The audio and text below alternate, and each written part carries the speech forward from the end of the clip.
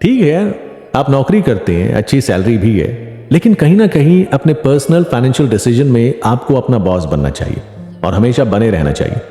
मैं ये नहीं कहता कि नौकरी करना गलत है, लेकिन अपनी अर्निंग्स को बढ़ाना भी तो गलत नहीं है। आपके बॉस भी तो ऐसा ही करते होंगे, फिर आप क्यों नहीं करते? अच्छा, नौकरी करने के फायदे कितने हैं और नुकसान क्या क्या है? आपने कभी सोचा है इसका केवल एक ही फायदा है, बाकी सब नुकसान है? आप एक टाइम में बाउंड हो जाते हैं जहां आपको वही करना है जो आपसे कहा गया। उस पर एक दिन की छुट्टी मिलती है, वो भी पेंडिंग कामों की बलि चढ़ जाती है। अपने दोस्तों यारों से तो मिलना भूल ही जाइए, बस इंस्टाग्राम और फेसबुक पर अपने बॉस की दुबई ट्रिप देखकर ठंडी आंखें भरते रहिए और उनकी फोटोज को लाइक करना मत भूलिए। आपको बॉस की नजरों में उनके लिए सबसे पॉजिटिव इंसान बनना होता है। सैलरी मिलने पर खुशी होती है, लेकिन घर पहुंचते ही टेंशन शुरू हो जाती है कि घर खर्च कैसे चलाया जाए। अगर आप प्राइवेट जॉब में हैं तो आप मेरी बात से बिल्कुल रिलेट करेंगे। हाँ, फायदा एक ही है, साल बाद रिटर्न के रूप में 1 लाख या इससे ज्यादा भी कमा सकेंगे। सुनी सुनाई बातें हैं, लेकिन कई निजी बैंक आपकी एफडी का 11 साल में डबल पैसा भी रिटर्न करते हैं। इसके अलावा हर महीने कम से कम 1000 रुपए की एसआईपी खरीदिए, वो भी लगातार 5 साल के लिए। आप म्यूचुअल फंड में 1000 रुपए मंथली एसआईपी शुरू कर सकते हैं, जिसमें एक एवरेज के रूप में 12% तक सालाना रिटर्न रहता है। तो 5 साल बाद आपको 82,000 रुपए मिल सकते हैं। इसमें आपका इन्वेस्टमेंट 60,000 और 22,000 रुपए का वेल्थ गेन होगा। दोस्तों, ये कुछ पेशेंस से जुड़े और मनी मैनेजमेंट को लेकर काम आने वाली ट्रिक्स थी, लेकिन आप रोजाना के खर्चों पर भी तो कंट्रोल करेंगे या नहीं? ये भी एक हिडन एलिमेंट है जो रोजाना आपकी जेब ढीली कर रहा है। चाहे आप सेविंग्स करें, इन्वेस्टमेंट करें, लेकिन अपने रोजाना के खर्चों पर लगाम लगाना बहुत जरूरी है। अच्छा, जरा रुकिए और सोचिए, रोजाना टपरी पर चाय की आदत, सिगरेट के कश लगाना या वीकेंड पर पार्टी। हाँ, सोशल गैदरिंग जरूरी है, लेकिन आपने कभी सोचा है कि अमीर आदमी इतने कंजूस क्यों होते हैं? उनके पास एक एक पैसे का हिसाब होता है, जिन्हें हम कहीं ना कहीं मिस कर देते हैं। हम एक्चुअल में इस आदत को इग्नोर करते आए हैं क्योंकि हमारी जनरेशन ऐसी ही है। अगर कोई पिछली जनरेशन का व्यक्ति इसे सुन रहा है तो वो मेरी बातों से जरूर रिलेट करेगा। हम फिक्र नहीं करते, हम आज की सोचते हैं, और इसी सोच में हम खर्चों पर कंट्रोल करने की बजाय छोटी छोटी गलतियों से खुद का नुकसान कर लेते हैं। पानी बूंद बूंद के जरिए ही भरता है, और कुछ रिश्ता भी उसी तरीके से। सबसे पहले तो आपके जो भी खर्चे हैं उनकी लिस्ट बना लीजिए, और फिर पूरा महीना आप जो खर्च करते हैं उसकी भी लिस्ट बनाइए। फिर दोनों लिस्ट को मिलाकर चेक करिए कि कितना पैसा आपने गैर जरूरी चीजों पर खर्च किया है। इसके बाद अगले महीने से फिर से लिस्ट बनाइए और कोशिश कीजिए कि गैर जरूरी खर्चों से बचत करके बचे हुए पैसों को अकाउंट में सुरक्षित कर दिया जाए या बचे हुए पैसों को इन्वेस्ट कर दिया जाए, है ना सर? पर कुछ मेरी तरह आलसी लोग लिस्ट बनाने को पहाड़ सा बड़ा काम समझते हैं। तो आजकल कई ऐसी ऐप्स हैं जिनके जरिए आप आसानी से इस लिस्ट को मेंटेन करके रख सकते हैं। इसे आज ही शुरू कीजिए और हर महीने आप कुछ ना कुछ ज्यादा ही बचा पाएंगे, जो आगे आपकी जरूरतें या इन्वेस्टमेंट में काम आएगा। दोस्तों, कहीं इन्वेस्ट करना कोई बड़ा ट्रिकी काम नहीं है। हो सकता है बड़े बुजुर्ग आपको इसकी इजाजत भी ना दें, हो सकता है वो हमारी इस चर्चा से सहमत ना हो, सबका नजरिया अलग हो सकता है, लेकिन पैसे की कद्र किए बिना कोई भी बड़ा आदमी नहीं बन सकता है। कुछ को तो ये भी लगेगा कि फालतू की बातें और इन्वेस्टमेंट नहीं करने के बाद भी मजानी लाइफ चल रही, तो क्यों इतना जतन करें? यार, वो जतन तो आप जॉब करने के लिए भी करते हैं और अपनी जरूरतों को पूरा करने के लिए भी। हाँ, हो सकता है कि आपको लग रहा हो कि ये तो नॉर्मल लाइफ की तरह जिंदगी गुजारना है, ना कोई मौज ना कोई शौक, बस मेरी बताई बातों पर इन्वेस्ट किया जाए और अपनी लाइफ को बोरिंग बना ले। आप में से ज्यादातर लोग प्राइवेट नौकरी से होंगे और जरूर सपना देखा होगा कि काश सरकारी नौकरी होती तो आज लाइफ में मौज काट रहे होते। मेरे साथ बने रहिएगा, क्योंकि अगले एपिसोड में हम प्राइवेट और सरकारी नौकरी को लेकर एक चर्चा करेंगे। मैं आपको बताऊंगा कि कैसे प्राइवेट सेक्टर में भी आप खुद को सिक्योर रख सकते हैं। पिछले एपिसोड में हमने नौकरी पेशा लोगों को लेकर चर्चा की।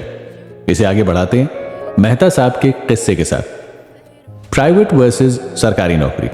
चलिए, मैंने आपसे वादा किया था कि प्राइवेट नौकरी के फायदे बताऊंगा, तो बिना किसी मिसाल के आप मानेंगे नहीं। अरे भाई, बिना जांचे परखे आजकल कोई सुई भी नहीं खरीदता। खैर, समझाता हूं, आपके हर सवाल का जवाब दूंगा। अमीर बनना कोई सेकंडों का काम तो है नहीं, अगर होता तो आज मैं अपनी मिसाल दे रहा होता, और ये इतना आसान होता कि आपको समझाने में पूरा कामयाब हो पाता। इसीलिए मैं लाया हूं कहानियां, सच्चे किस्से जो आपको रियल लाइफ से रिलेट करेंगे और थोड़ा बहुत ही सही लेकिन सोचने पर मजबूर करेंगे कि क्या मैंने अपने पैसों के साथ, अपनी बचत के साथ जस्टिस किया या नहीं। चलिए बताता हूं इस नॉर्मल लाइफ के पीछे छुपी लग्जरी का रहस्य। एक है मेहता साहब, सरकारी बाबू के पद पर थे, अब रिटायर हो चुके हैं। सुना है अपनी नौकरी के दिनों में बहुत ऑर्थोडॉक्स विचारों वाले थे, बेहद कंजूस। इनसे ज्यादा तो इनके पड़ोसी राव साहब अपनी प्राइवेट नौकरी में मौज करते थे। ये कहने की बात ही है कि प्राइवेट नौकरी में झंझट बहुत है, लेकिन आप मानेंगे सरकारी बाबू से कहीं ज्यादा सैलरी राव साहब की थी। दोस्तों, ये ट्रेंड आज भी नहीं बदला है और आगे भी नहीं बदलने वाला है। खैर, आगे बढ़ते हैं। अपने मेहता साहब स्कूटर से आते जाते तो लोग खिल्लियां उड़ाते और कहते, भाई साहब सरकारी दामाद हो तो इतनी भी क्या कंजूसी, एक बढ़िया बाइक ले ही लो। लेकिन मजाल कि कोई मेहता साहब के स्कूटर प्रेम का ब्रेन वॉश कर सके। अक्सर वो कहते, चल तो रहा है ना, पेट्रोल तो उतना ही पीता राव साहब जितनी आपकी बाइक। दिन गुजरे, मेहता साहब रिटायर हुए। आपको पता है आज मेहता साहब के पास कॉलोनी का सबसे बड़ा बंगलो है। उनके पास मेरे ख्याल से कोई 15-20 लाख की बड़ी सी एक्सयूवी कार है। मुझे तो मालूम नहीं, लेकिन सुना है कि अपनी बिटिया की शादी में उन्होंने कोई 50 लाख का खर्चा किया होगा। आज जब वो अपने बंगलों से निकलते हैं तो जरा इमेजिन कीजिए कितना रुतबा होगा जब चमचमाती कार उनके बंगले से निकलती होगी। उफ, राव साहब के बारे में तो भूल ही गया। वो आज भी मेहता साहब के अच्छे दोस्त हैं, लेकिन कंडीशन अब बदल गई है। या मेहता साहब का पेंशन और मनी मैनेजमेंट आज उनके और उनके परिवार के लिए कितना बदलाव लाया है, लेकिन राव साहब आज भी वहीं के वहीं हैं जहां से उन्होंने शुरुआत की थी। आप कहेंगे इसमें सीक्रेट क्या है? दोस्तों, आपको पता होगा सरकार अपने हर कर्मचारी को लेकर, अपनी पॉलिसियों को लेकर कुछ ना कुछ नया करती रहती है। एक सरकारी व्यक्ति की सैलरी के पैटर्न को समझें तो हमें काफी कुछ समझने को मिलेगा और फ्यूचर सिक्योर करने की एक सीख मिलेगी। आपने बहुत सारे मीम्स पढ़े होंगे, सरकारी नौकरी है तो मौजा ही मौजा। ऐसा क्यों? आपने कभी सोचा, अरे भाई नौकरी तो आप भी कर रहे हैं ना, पैसा तो आप भी कमा रहे हैं, फिर गवर्नमेंट जॉब ही इतनी अच्छी क्यों है? 2 कारण है, फ्यूचर की सिक्योरिटी और इनकम पैटर्न। और हाँ, रिटायरमेंट पर पैसे मिलेंगे वो अलग। वैसे ये भी सरकारी नौकरी कर रहे लोगों की इनकम के पैटर्न में ही आता है। चलिए इस पैटर्न को मेहता साहब और राव साहब से ही समझते हैं। मेहता साहब की सरकारी नौकरी में वो बाउंड थे कि उनकी सैलरी का कुछ हिस्सा सरकार द्वारा डिडक्ट होना ही है, लेकिन एक श्योरिटी थी कि ये पैसा उन्हें जरूर मिलेगा जो आगे फ्यूचर में उनके परिवार और उनके काम आएगा। इधर प्राइवेट नौकरी करने वाले राव साहब अपने पैसों के खुद मालिक थे। वो चाहे तो इन्वेस्ट करें, वो चाहे तो खर्च करें। ऐसे में अब प्राइवेट नौकरी करते हुए आप खुद को उस कंडीशन में रखिए और खुद को बाउंड कर लीजिए कि मेरी सैलरी का इतना पैसा तो मेरा है ही नहीं, इसे भूल जाना। क्या आपने महसूस किया कि आप भी किसी गवर्नमेंट जॉब वाले के बराबर नहीं बल्कि ज्यादा ही कमा रहे हैं? तो क्यों प्रोविडेंट फंड की तरह हम भी सैलरी के उस हिस्से को कुछ सालों के लिए भूल जाए? सोचिए, कुछ समय बाद जब लाखों में उसका रिटर्न मिलेगा तो क्यों ना इसे आजमाएं? हाँ, ये ना समझ बैठे कि सरकारी नौकरी है तो लाइफ सेटल हो गई, बल्कि आसपास देखेंगे तो पाएंगे कि कई लोग ऐसे हैं जो आज भी मिडिल क्लास के ही हैं, क्योंकि उनकी इनकम आपसे बेहद कम है। बस उन्होंने अपना फ्यूचर सिक्योर कर लिया, जो एक प्राइवेट जॉब वाला स्ट्रेस और काम की वजह से नहीं कर पाता है। आज प्राइवेट सेक्टर और भारत सरकार की ओर से कई ऐसी स्कीम्स भी हैं जो आपके रिटायरमेंट के बाद एक मुश्त पैसे तो देती हैं, साथ ही साथ कुछ हिस्सों में पेंशन भी देती हैं। बस केवल जरूरत है तो थोड़ा सा मनी मैनेजमेंट सिस्टम को समझने की। बस आपको भी खुद को इसी तरह के बंधन में बांधना है कि इतना पैसा मुझे पीएफ या किसी एफडी में डालना ही है। हाँ, मार्केट रिसर्च कीजिए कि कौन सी स्कीम ऐसी है जिसके जरिए मुझे ज्यादा से ज्यादा रिफंड या पेंशन मिल सके। आपने बहुत से क्रिएटिव देखे होंगे जिसमें पेंशन स्कीम के बारे में समझाया जाता है, लेकिन आप उसे इग्नोर करते हैं क्योंकि आपका माइंडसेट इस तरह का है कि इतनी दूर की सोचने की कोशिश नहीं करते। आप सोचते हैं भाई अभी उम्र नहीं है रिटायरमेंट की, बाद में सोचूंगा। ये सोचने से पहले आप ताजा सरकारी नौकरी लगे 24 साल के यंग लड़के का सैलरी पैटर्न याद कर लीजिए। उसकी इन्वेस्टमेंट शुरू हो चुकी है और आप इंतजार कर रहे हैं 50 पार होने का। ऐसी स्कीम आपकी लाइफ सिक्योर करने का एक जरिया होती है। यह आपको स्लो लग सकती है, लेकिन फ्यूचर सिक्योर करने का इससे अच्छा जरिया नहीं हो सकता। उम्र मायने रखती है तो आज आप करोड़पतियों की लिस्ट उठा लीजिए। 70% करोड़पति 45 की उम्र के बाद चर्चाओं में आए। हमें सबसे पहले अपने माइंडसेट के बारे में सोचना चाहिए। पैसे वाला बनने का सपना हर किसी का होता है और यह गलत नहीं है। हर कोई अमीर बनना चाहता है, पर उसके लिए पहले जरूरी है एक माइंडसेट और कुछ कर गुजरने की सोच।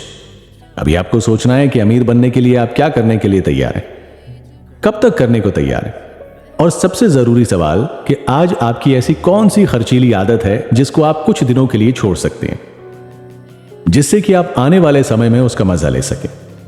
सबसे पहले तो आपको अमीर बनने की परिभाषा को बदलना होगा। हमारे लिए अमीर बनने के कॉन्सेप्ट में केवल लग्जरी जरूरी नहीं होनी चाहिए, बेहतर लाइफस्टाइल भी अमीरी से कंपेयर किया जा सकता है। समझते हैं कैसे?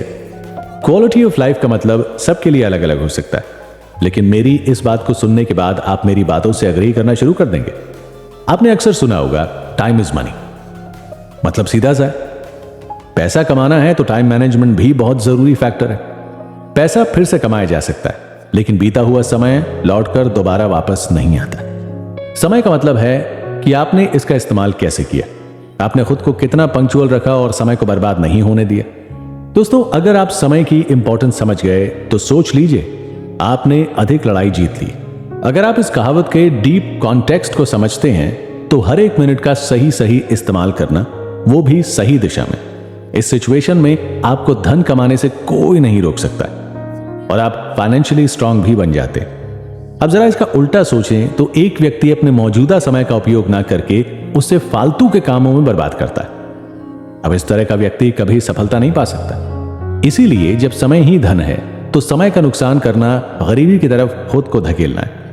अमीर होने का मतलब सिर्फ कमाना नहीं, बल्कि समय को खरीदना है।